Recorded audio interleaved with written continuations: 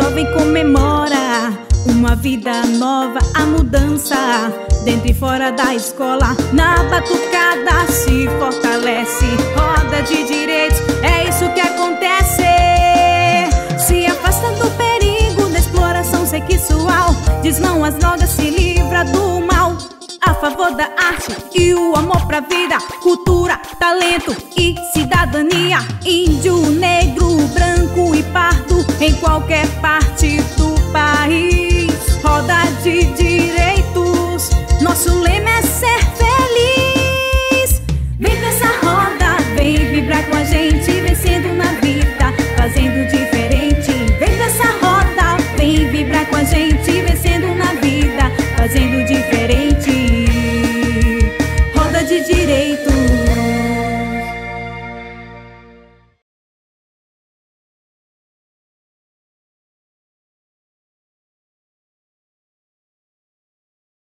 Falando um pouco do histórico do enfrentamento da violência sexual desde 2000, não só a minha trajetória, mas a trajetória da rede de enfrentamento, a gente teve alguns marcos que a gente pode considerar que são fundamentais. O Plano Nacional, é uma diretriz nacional que o Brasil não tinha, uma diretriz nacional de enfrentamento da violência sexual com metas, depois com o monitoramento com etapas previstas a serem cumpridas e principalmente algum parâmetro para o monitoramento da política pública. Ele vem em 2000, depois de 2003, 2004, ele é revisitado, para incluir exatamente indicadores de monitoramento. E agora ele também está em processo, desde 2011 ele está em processo de revisão, adequação ao plano decenal previsto pelo CONANDA, principalmente. Então é uma perspectiva de ter um plano para 10 anos. O plano ele influenciou tanto que ele inclusive influenciou o PAI. O PAI, Programa de Ações Integradas e Referenciais de Enfrentamento à Violência Infanto-Juvenil, Sexual e Infanto-Juvenil, ele é o programa talvez que mais tenha executado as metas do Plano Nacional de Enfrentamento da Violência Sexual. O PAI é um marco porque ele assume que é impossível um órgão governamental ou uma organização não governamental dar conta de um fenômeno multifacetado que é o enfrentamento da violência sexual contra a criança e adolescente. Então ele diz, só dá para tentar enfrentar minimamente se nós conseguirmos integrar várias instituições em torno do mesmo objetivo, em torno de um plano comum. A criação do Disque 100 também é um marco, que é uma política pública grande, que consegue ter acesso, publicizar informações que antes ficavam dentro das casas das pessoas. A violência sexual, especialmente no contexto do abuso sexual, ficava muito dentro das casas das pessoas. E depois o terceiro Congresso Mundial contra a Exploração Sexual de Crianças e Adolescentes, que foi sediado no Brasil, que eu acho que deu pra gente os nortes dos conceitos. O que é abuso, o que é exploração, como é que isso se encontra no contexto de violência sexual, que interface tem essas violências com outras violências, com outros planos, os novos cenários da violência sexual em mídia, internet, que eram coisas que a gente não tratava, desenvolvimento e violência sexual também foi um tema tratado, responsabilidade social. Eu acho que o terceiro congresso também é um marco. O Brasil ainda é um país que violenta muito, os índices são altíssimos e nós não podemos dizer que um estado ou outro ele tem o maior índice de violência. Infelizmente, essa é uma violência que aparece no país como um todo, com características diferentes. No norte, nós tínhamos muito o turismo pesqueiro, o turismo ecológico, que acabava trazendo muitos homens para o norte. Hoje a gente tem uma realidade com a instalação das hidrelétricas seríssima, que são grandes contingentes de homens que se deslocam para esses espaços, esses canteiros de obras, chamados barrageiros, que chegam a 20, 30 mil homens em uma cidade pequenininha. Então isso tem causado um incremento muito grande nos índices de violência sexual contra criança e adolescente. Também tem um aspecto cultural, é uma região ainda muito machista no Brasil e isso também é determinante para a violência contra a mulher. E meninas são mais vítimas de violência sexual. 82% das vítimas de violência sexual são meninas. O Nordeste com o turismo, que é muito alto, é muito forte, turismo sexual ou a exploração sexual no contexto do turismo. Centro-Oeste, turismo pesqueiro, também essa realidade muito machista. Rio e São Paulo são grandes centros de saída, né? E são locais de altos índices de espaços de diversão ligados ao sexo. No sul do país nós temos também as fronteiras, que tem sido um grande desafio, né? As fronteiras com outros países da América Latina, que também, por conta da questão étnica, tem determinado altos índices de tráfico para fins de exploração sexual. Então é um pouco assim que o Brasil se caracteriza, mas claro que isso não é estático, né? Como eu falava, a violência sexual ela é multifacetada, ela tem várias faces e inclusive em cada local ela se comporta de várias formas. Todo dia vai nascer de novo, rompe as cadeias, abre o coração, vamos dar as mãos, já é reino do povo. O povo agora é senhor da história, somos rebentos desta nova era. Violência contra a mulher, nunca mais. Violência contra a mulher, nunca mais. Na preparação para o 3º Congresso Mundial contra a Exploração Sexual de Crianças e Adolescentes, um tema que chegou muito forte foi o tema do desenvolvimento, modelo de desenvolvimento. No Brasil, nós tínhamos, naquele momento, estourando várias obras, grandes obras de desenvolvimento, grandes projetos de desenvolvimento, que faziam circular de um espaço para outro muitos homens, um contingente muito grande de homens, para fazer face àquele canteiro de obras. Rondônia, por exemplo, foi um deles. O contexto em Porto Velho realmente demonstrou que esse deslocamento de homens para o local aumenta muitos índices de violência, né? Aumenta a crueldade com que essas violências ocorrem. Nós tivemos, por exemplo, em Mato Grosso do Sul, casos de exaustão sexual, né? Meninas que ficavam em furgões, presas, e paravam próximas a essas obras para atender toda essa demanda. Então esse é um caso muito sério, nós nunca tínhamos diagnosticado no Brasil antes disso, sabemos que isso ocorria em regiões de garimpos, né? Então se assemelha muito à crueldade que era implementada em regiões de garimpos, né? E ainda está ocorrendo. Nós tentamos, e isso é comprovado pelos os pesquisadores, dizem que chegar antes faz um diferencial. Fazer uma sensibilização com os profissionais, mostrar para eles que é crime, porque muitas vezes eles não sabem que praticar sexo com criança e adolescente é crime, né? Muitas das vezes, como nós temos casos de casamentos, de uniões nesses espaços com meninas de 16, 15 anos, eles acabam achando que isso não é um delito. Então, contactamos várias empresas para que fossem feitas sensibilizações, um processo de formação desses homens, mostrando para eles que isso é um delito. Algumas características são importantes, não basta capacitar, né? Não basta mostrar isso. É preciso também ter um lazer para esses homens chegam de um lugar para o outro em espaços completamente vazios, né? Não tem nenhum espaço de lazer, então o único lugar de lazer é o bar no final de semana com meninas, né? Com mulheres, com o sexo pago. Então essa é uma realidade que a gente tem que considerar. Condições de trabalho, né? Condições de levar suas famílias. Então o que nós vimos é que era determinante o fato dos homens não trazerem suas famílias para esses espaços, eles iam sozinhos, né? E custavam muito, inclusive, para voltar para as visitas. Autoproteção, trabalhar meninas e meninos locais para a existência desse grande contingente de homens e tentar fazer com que eles também soubessem que é um direito seu ter o seu desenvolvimento sexual saudável a partir do seu desejo, né? E não da determinação de uma lógica de mercado, né? Quando é que eu quero, o que eu posso fazer para que isso só ocorra se realmente eu quiser, né? Essa autoproteção é muito importante. Além disso, tem um contexto econômico sério, né? Quer dizer, pensar outras propostas para especialmente para os adolescentes, né? E para os adolescentes, de oportunidade, de inclusão em atividades socioprodutivas é fundamental. Muitas vezes a entrada para esse tipo de exploração se dá pelo viés econômico. Há necessidade de ter alguma renda, né? E aí essa é a única oportunidade, porque às vezes o local não se preparou para ter outras oportunidades para meninos e meninas. Os gestores locais não estão preparados para pautar isso. Isso é fundamental. Quais são os impactos e o que nós podemos implementar no sentido de fortalecer as redes de proteção para que esses efeitos sejam minimizados. Nós não temos sala e sempre eles reclamam para mim que é muito quente. Eu entendo eles. porque isso é um lugar assim mais amplo para brincar e nós não temos.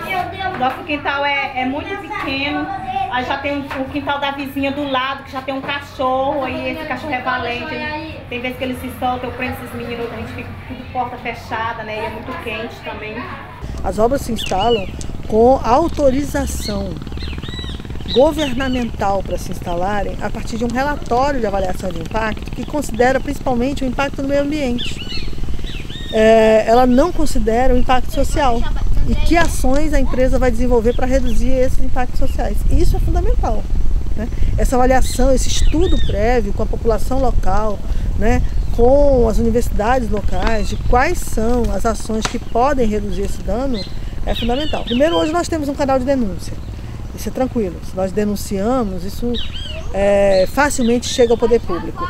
Porém, nós precisamos ter uma rede melhor preparada para atender, rede que não discrimine, né? O fato de meninas e meninas virem de espaços de exploração sexual significa que essas meninas, às vezes, têm o hábito de utilização de drogas, por exemplo, lícitas e ilícitas, práticas sexuais cotidianas, que é muito difícil você deixar imediatamente de fazer sexo. Meninas que fazem 20 relações por dia, de repente deixar de fazer sexo. Então, a nossa rede precisa estar melhor preparada para atender, sem preconceitos, essas meninas e meninos. A questão da não discriminação sexual é fundamental. Nós temos, por exemplo, vários casos de redes de exploração sexual que se aproveitam do fato de, por exemplo, meninos que são gays ou meninas que querem se assumir travestis no norte, aceitarem suas propostas porque não são aceitas em suas cidades, não são aceitas por suas famílias, não são aceitas na escola, né, não são aceitas na comunidade.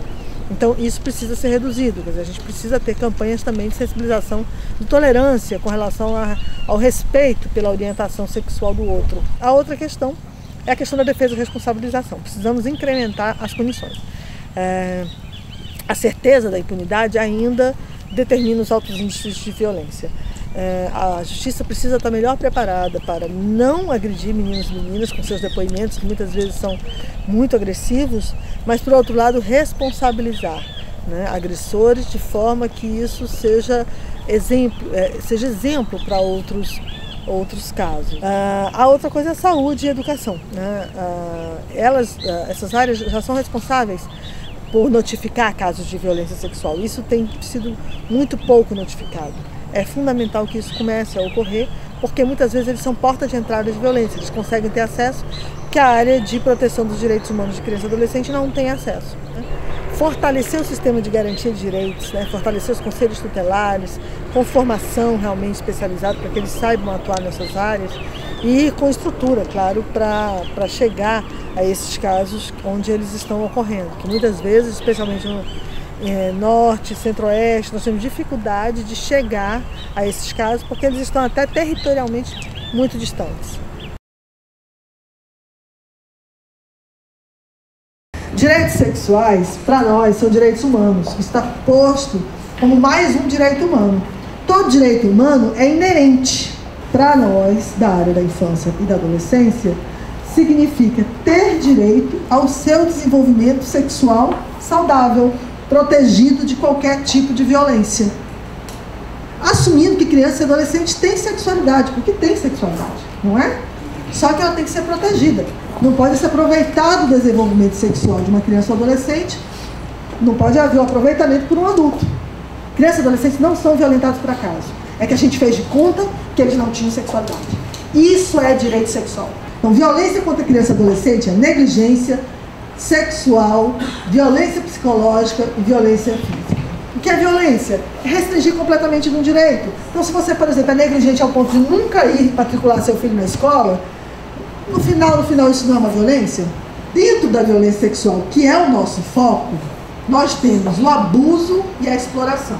Abuso sexual, vocês vão ver aí, ele diz respeito principalmente ao desejo do adulto, à satisfação do desejo do adulto, do ponto de vista físico ou psicológico. A minha satisfação enquanto adulto, físico ou psicológico, eu não tenho nada aí de troca, de lucro, de exploração, de nada. É só a minha satisfação. Pedofilia não é crime. Pedofilia é um conceito da saúde. né? Agora, a pessoa pode ser pedófilo o resto da vida e não maltratar, não chegar a ter nenhum ato agressivo com uma criança ou um adolescente. Está sonhando a vida toda, é proibido sonhar? Eu saiba não. Então não é crime. Eu digo isso porque às vezes pessoas que estão sentindo esse desejo deixam de procurar ajuda psicológica porque acham que vai ser preso. Falar em abuso intrafamiliar é importante para pensar a metodologia de atendimento. Então, se eu não considero que um vizinho que é muito próximo, é quase parente, né, que isso não é um abuso intrafamiliar, eu posso errar na minha metodologia de atendimento. A criança não pode ficar no mesmo ambiente que o agressor, pelo menos no momento que a gente esteja fazendo essa investigação, né? Porque senão depois ela vai ter dificuldade, inclusive, de afirmar. A exploração sexual, não. Ela tem um componente econômico, financeiro. Eu faço essa separação porque o pessoal diz, mas não pagou. Não pagou, mas levou para um hotel, levou para passear, pagou um jantar, deu uma roupa, fez uma troca.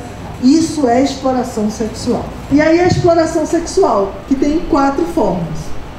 Pornografia, exploração no contexto de prostituição, que é aquela coisa do ponto. Lembra? A menina fazendo ponto lá na beira-mar, por exemplo.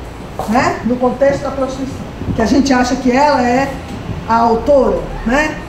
Que ela é mais empoderada, é exploração sexual, mesmo que pareça que é ela que está ali fazendo ponto. Exploração sexual no contexto do turismo, que é o que a gente viu muito aí, vocês viram, né? Por que a gente não está falando turismo sexual? Né? Porque o Ministério do Turismo fez uma forte campanha para que a gente entendesse essa exploração sexual, ou seja, o estrangeiro chega no Brasil e ali encontra uma oportunidade e entra num programa como exploração sexual no contexto do turismo, e não turismo sexual. Por quê? Porque o turismo sexual é aquele que já nasce na sua origem como turismo sexual. O que é isso? Tem um site dizendo, vá para o Brasil, o pacote é tanto, inclui hotel, passeio, saída com meninas de tanto a tantos anos.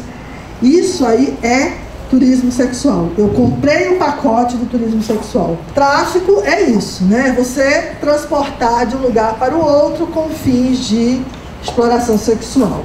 E agora a legislação é muito, vocês vão ver aí, ela envolve todas as ações que podem levar ao tráfico, que não era assim. O tráfico antes do Brasil, há muito pouco tempo, em 2005, ele era só de mulheres para o exterior. Mas também nós criamos o tráfico interno. Um país continental, ele tem que prever o deslocamento dentro do seu próprio país. Nós temos um país muito grande. Então, você levar uma menina de Ji-Paraná para São Paulo, você está tirando ela do seu mundo completamente. Isso é tráfico. Você vulnerabiliza completamente a sua vítima, porque você retira ela do seu espaço de proteção. E é isso que acontecia. Né? Eu vi meninas de São Paulo com 7 anos, né? Com rejeição de silicone do Pará. 7 anos, rejeição de silicone, vítimas de tráfico. A gente hoje tem que trabalhar com essa questão da facilitação da tecnologia, né? Porque a internet é novo, a gente nem sabia, a gente não sabia que era grooming, né? Sexting, né? São termos muito novos para nós que estamos na rede de enfrentamento. Essa daí, gente, é muito importante que a gente se aprofunde. E que vocês depois daqui leiam sobre isso, o material vai ficar. Por quê? Porque é uma nova violência, mas que está muito perto. Está dentro da casa. Né? Essa violência está dentro da casa agora com a internet. Antes a gente sabia muito bem, tirar a foto. Tirar a foto, filmar. Agora, pela internet você filma, com o celular facilmente você filma. Né? Em qualquer lugar. Então a gente tem que estar muito antenado enquanto rede, principalmente aqui do ponto de vista étnico. O conceito é exploração sexual que se caracteriza por qualquer representação, por qualquer meio, de uma criança envolvida em atividades sexuais explícitas, reais ou simuladas, ou qualquer representação dos órgãos sexuais de uma criança para fins primordialmente sexuais. No Brasil, as ações de apresentar, produzir, vender, fornecer, divulgar ou publicar por qualquer meio de comunicação, inclusive rede mundial de computadores ou internet, fotografias ou imagens, com pornografia ou cenas de sexo explícito envolvendo criança ou adolescente, caracteriza a pornografia infantil. A Polícia Federal está completamente preparada para isso.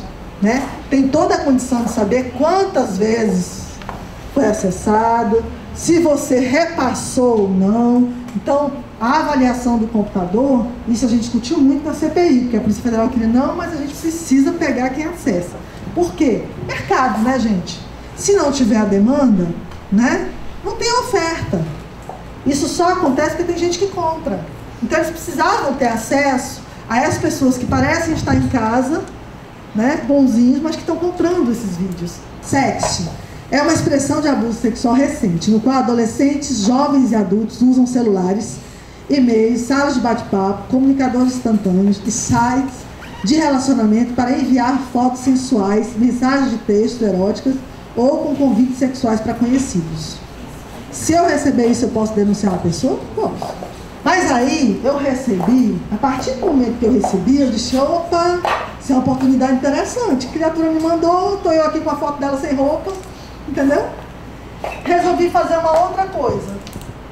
Resolvi ameaçar com aquela foto que ela que me mandou. Se você já passar para a ameaça, é um outro delito. Vamos lá ver. Sexting consiste na troca de mensagens sexuais em serviços de conversas instantâneas. Sextortion, que é isso que a gente tem que discutir, se configura a partir do sexting. É a prática de chantagens com fotografias ou vídeos da criança ou do adolescente sem roupa ou em relações íntimas que foram compartilhadas pelo sexting, com fins de exploração sexual. Aí você começa a cobrar. Opa, né? Outro faz isso, então eu vou mandar, eu vou cobrar tanto. Começa a cobrar da criatura. Isso é exploração. Grooming é a ação de um adulto ao se aproximar de crianças e adolescentes via internet por meio de chats, redes sociais com o objetivo de praticar abuso sexual ou exploração. Aí tem um convite explícito de um adulto com uma criança. Vocês estão vendo, né? Tem um convite explícito. Eu uso a internet para me aproximar de uma criança. Esses outros estão sendo praticados por adolescentes. Por isso que eu chamo a atenção. Por adultos também. Mas tem muito adolescente fazendo isso. O grooming é principalmente para um adulto, que muitas vezes se faz passar até por criança ou adolescente na internet, mas na verdade é um adulto, e aí comete o grooming. O melhor disso é conversar, né? É ter certeza de que seu filho não vai cair, mas às vezes as crianças não têm condição de discernir. Não tem condição, porque o adulto se faz passar por uma criança. Então, quando a gente vai falar sobre atendimento, e a gente está atendendo uma mãe, um pai, a gente tem que dizer, o senhor conhece?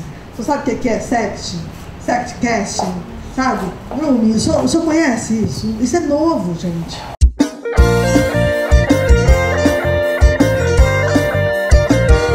O jovem comemora uma vida nova, a mudança dentro e fora da escola. Na batucada se fortalece, roda de direitos, é isso que acontece. Se afasta do perigo da exploração sexual, diz não às drogas, se livra do mal. A favor da arte e o amor pra vida, cultura, talento e cidadania. Índio, negro, branco e pardo, em qualquer parte do país. Roda de direitos, nosso lema é ser feliz. Vem nessa roda, vem vibrar com a gente, vencendo na vida, fazendo diferente. Vem nessa roda, vem vibrar com a gente, vencendo na vida, fazendo diferente. Roda de direito.